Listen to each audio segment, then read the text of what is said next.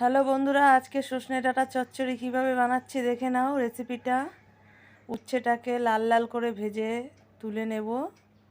এরপরে আলুটাকে দেব, আলুটাও লাল লাল করে ভেজে তুলে নেব। আলুটা তুলে নেওয়ার পরে এই তেলের মধ্যেই আমি সজনে ডাঁটাটাও হালকা করে একটু ভেজে তুলে নেব। সজনে ডাঁটাটা ভাজা হয়ে গেলে হালকা ভাজবো এটা। সজনে ডাঁটাটা ভাজা হয়ে গেছে, এবার তুলে নিলাম। এবার এর মধ্যে আমি একটু সর্ষে কাঁচা লঙ্কা একসাথে পেস্ট করে নিয়েছি, একটু নুন হলুদ পরিমাণ মতন দিলাম। এইবার নাড়াচাড়া করে একটু জল দিয়ে দেবো ওর মধ্যে। জলটা দেওয়ার পরে আমি ওই ভাজা সবজিগুলো সব ঢেলে দেবো। দেওয়ার পরে এবার আমি ঢাকনা দিয়ে ঢেকে রাখলাম।